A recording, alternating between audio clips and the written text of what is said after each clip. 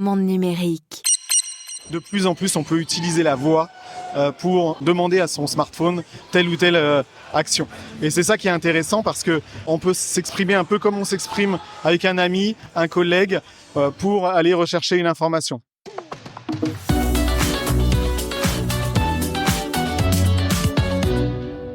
Jérôme Bloch, Samsung, cette année plus que jamais, on a l'impression que, et sur votre stand notamment, la grande vedette, c'est l'intelligence artificielle dans les smartphones. Oui, exactement. Comme vous savez, on a lancé le S25 en janvier. Nouvelle famille de flagship Samsung avec toute l'intelligence artificielle qui progresse encore en fait par rapport à ce qu'on a lancé l'année dernière. Que vous aviez introduit dans le S24 et vous étiez d'ailleurs les premiers à mettre de l'IA. On était le premier smartphone IA sur le marché. Ce qu'on a annoncé cette année, quand même, c'est l'intégration de l'intelligence artificielle aussi dans notre gamme A, donc une gamme qui est un petit peu plus basse en termes de prix qui vient aussi donc aujourd'hui offrir une multitude de fonctionnalités autour de l'intelligence artificielle. Donc c'est extrêmement intéressant de voir que ça s'étend aujourd'hui de plus en plus. Ça descend en gamme, ça devient plus accessible. Exactement, ouais. Et ça devient plus accessible. Bon, quand on parle d'IA, on parle de quoi? Parce que c'est pas le tout de dire il y a de l'IA dans le téléphone. Ça se traduit par quoi et à quoi ça sert? Oui, voilà, parce que ce qui est quand même intéressant, c'est de parler d'usage. Au final, en fait, le consommateur va pas se poser de la question de savoir comment est-ce que ça se passe et comment fonctionne l'intelligence artificielle. Il va surtout se poser la question de savoir comment il arrive à avoir l'information dont il a envie, comment il arrive à faire une tâche dont il a envie, et surtout, ce qu'il faut, c'est que ça soit fluide et que ça soit le plus simple possible. Donc aujourd'hui, quand on parle d'intelligence artificielle, il y a de multiples cas d'usage, et on va par exemple trouver des cas d'usage pour aller chercher de l'information sur le web, l'envoyer à un ami quasi de façon automatique. On va pouvoir aller chercher les informations sur des dates d'un match de football, par exemple, et l'intégrer directement dans son agenda. On va pouvoir aussi, et ça c'est très utile, aller chercher les informations à l'intérieur de son mobile. Je donne un exemple. Je veux augmenter la taille de police dans mon smartphone. Je ne sais pas où c'est. Je vais pouvoir aller dans les paramètres, demander vocalement où puis-je bouger la taille de police, et directement je vais être amené au bon endroit. Quand vous dites que ça descend, ça devient plus accessible, on est sur quelle gamme de prix avec les Alors, Galaxy sur la gamme de prix qu'on a annoncé hier, entre le A26, le A36 et le A56, on est sur des produits qui tournent entre 300 et 500 euros. D'accord, ok, oui, donc effectivement, ça devient accessible au plus grand nombre. L'une des tendances aussi, c'est de parler d'agents IA. Est-ce que c'est quelque chose auquel vous réfléchissez? Alors, en effet, tout le monde parle d'agents conversationnels ou d'agents IA. Nous, ce qu'on met en avant, en fait, c'est surtout le fait que de plus en plus, on peut utiliser la voix pour demander à son smartphone telle ou telle action. Et c'est ça qui est intéressant parce que la voix, aujourd'hui, ça veut dire qu'il faut plus écrire. On peut s'exprimer un peu comme on s'exprime avec un ami, un collègue, pour aller rechercher une information. Donc on va lancer en fait avec la touche sur le côté latéral Gemini ou Galaxy AI et lui demander par exemple les meilleurs restaurants à Paris dans le 18e il va vous faire une proposition. On va pouvoir lui demander aussi recherche-moi le meilleur restaurant de Barcelone étoilé et l'envoie-le à Jérôme. Et là, il pourra aussi me guider et m'envoyer. Et ce qui est très intéressant, c'est que on peut faire des recherches comme on parle naturellement. Et donc, de plus en plus, l'intelligence artificielle a tendance à s'améliorer et à comprendre en fait un langage plus simple et plus facile que ce qu'on pouvait avoir par le passé où il fallait, on va dire, prompter correctement.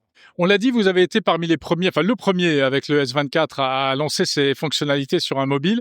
Est-ce qu'aujourd'hui vous avez des retours sur les utilisations que les gens en font? Est-ce que c'est véritablement utilisé? Alors, on a bien sûr des statistiques sur l'usage de l'intelligence artificielle.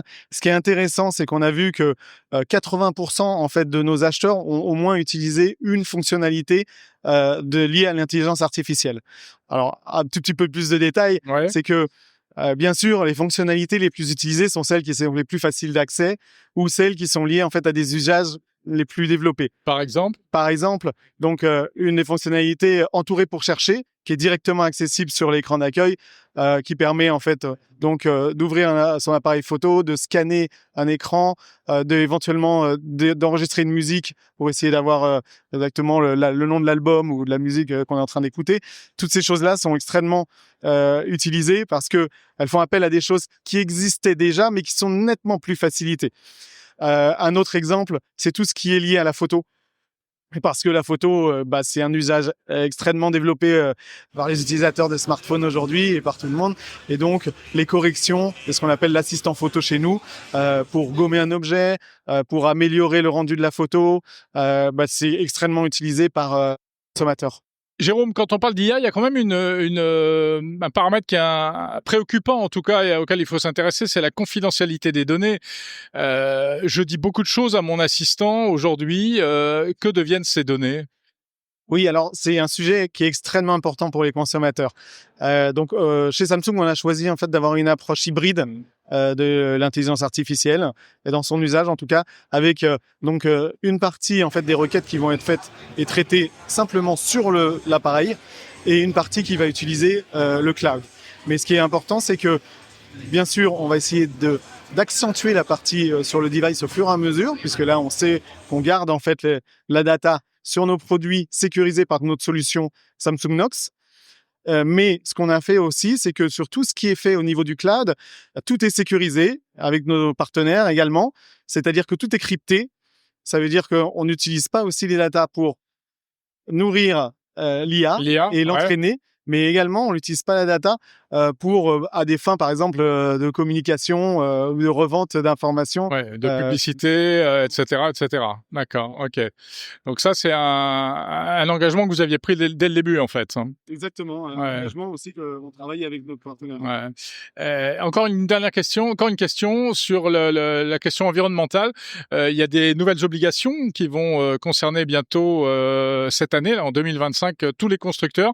Ça change quoi? Ça se traduit par quoi exactement? Alors chez Samsung, ça se traduit d'abord avec la gamme S25, donc S25 base, S25 Plus, S25 Ultra, qui elle en fait bénéficie d'upgrade sur la partie sécurité et sur la partie operating system, donc OS, de 7 ans.